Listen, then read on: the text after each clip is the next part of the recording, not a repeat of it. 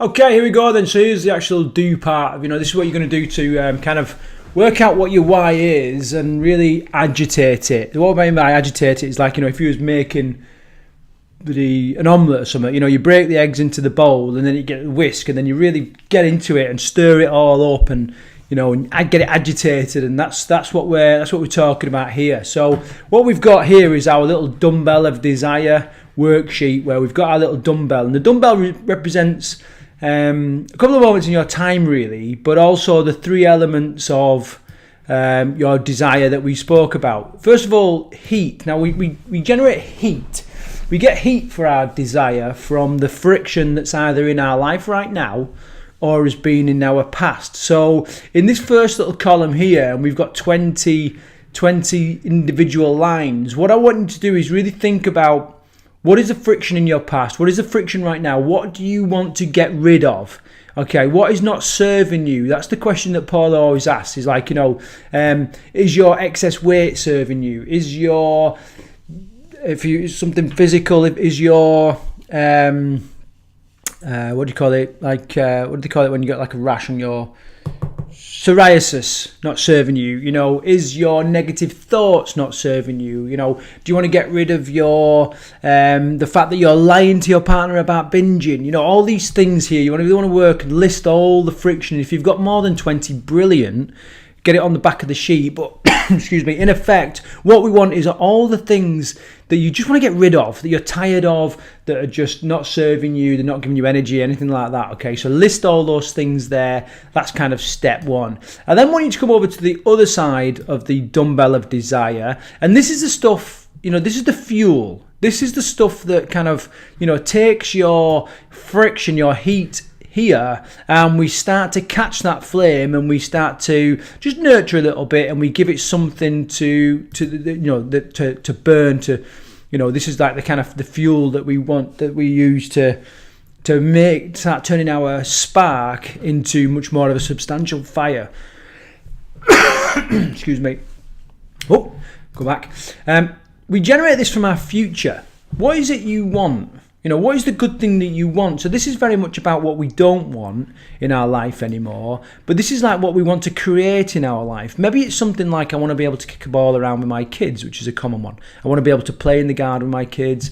I want to be able to live a happy life into old age. I want to be able to do an obstacle race or a mud run. I want to be able to do a marathon. I want to run across the Sahara. I just want to be able to wear a bikini again. Whatever it is, these are the things that we want in our life. Okay, so you've got two ends of the spectrum, hence the dumbbell. So we've got things that we no longer want, things that are not serving us anymore, and these are things that we do want in our life. Okay, so again, there's 20. If you end up with more, brilliant, get it on the back of the sheet, but we need a good few. We need a lot. Remember, we're trying to really work out exactly why we're going to do this. Okay, so what you're going to end up with is stuff that you want to get rid of and stuff that you want. Okay. Excuse me, I've still got a little bit of a residual cough from this flu, so I keep coughing every now and again, so apologies for that.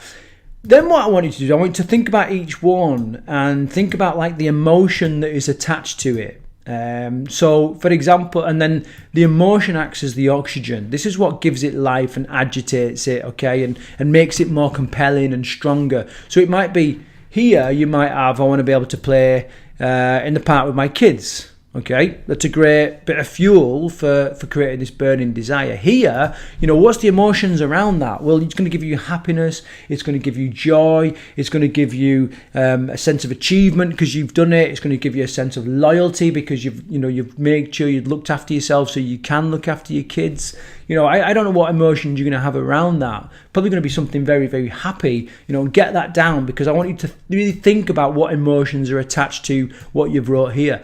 Similarly, you might have something here where it's like, I no longer want to be out of breath when I get up the stairs. What's the emotions attached to that? Well, you might feel a little bit embarrassed. You might feel like you've let yourself down, like you might feel like you're weak. You see yourself as a bit of a weakling or whatever. I don't know what it is, but you will, when you think about it and really dig down into it, you will kind of work out what the emotions are behind those things. And remember that Emotions are the reasons why we do stuff. We don't do things based on logic. We know that. How many times have we been trying to control our weight and our fitness by doing something logical? I saw a whole thread in a Facebook group that I'm a member of, and someone says, I'm looking to lose a bit of weight. What do you suggest? And there was loads of logical ideas of losing weight. Join a slimming club, go to the gym, do this. That's all logical, and that's brilliant.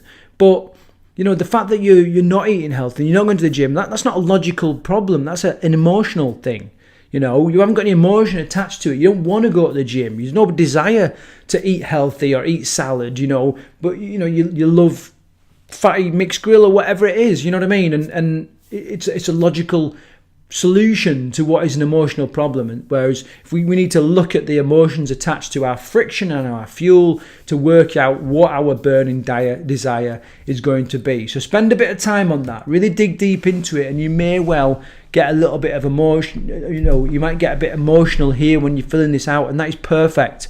That is exactly what we want. We want, if you end up tears, and the first time Paula taught this in her group session, within minutes of working through this, people were in tears because they'd either, they felt like they've let themselves go, or they thought, life can be better, and both ways can be very, very emotional. So, and it's the emotion we're after. Remember, we're looking to agitate it. This whole 3-step process from establish, we say the EAT framework. So establish, agitate, track. If you can establish, agitate, track your way through your sorting out your health and everything, then you're going to do some great stuff. So establish what your big reason why is.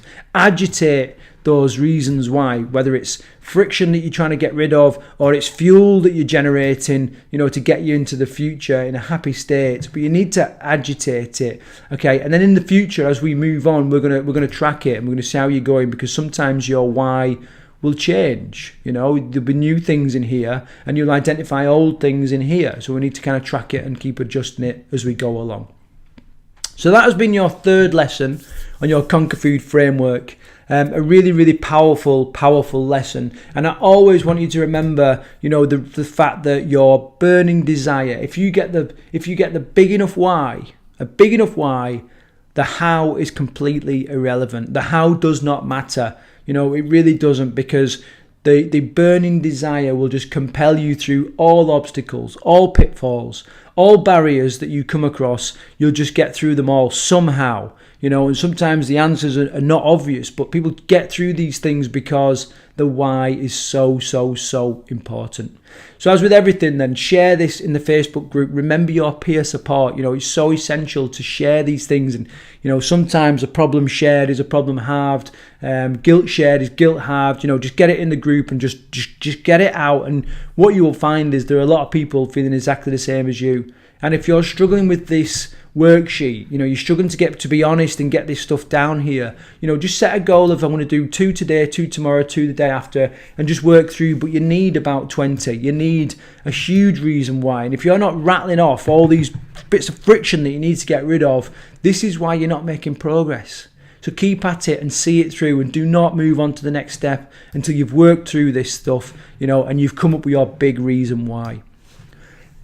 The final step then, once you've done this, is you need some way of representing what you've come up with, whether it's a picture or an image. It might be for someone who, a lot of their friction and their fuel is about their children. Then a picture of your child might be enough. And in that case, put it on the screensaver of your phone, put that picture on your fridge, put it in your wallet, put it and stick it to the bloody rear view mirror in your car. So it's there all the time, and it's constant reminders of what you're doing this for. It might be that, you want to get into bikini. We'll get a picture of that bikini, or write a statement, or create a document, like a mind map of what you want to achieve, and make sure you put it everywhere, put it on your wall and all this kind of stuff. At camp, Paula creates like a motivation board, like a mood board, where it reminds people. She has people write letters to themselves in 6 months' time and in 10 years' time and all this kind of stuff. And we've constantly got to be reminding ourselves of our big reason why.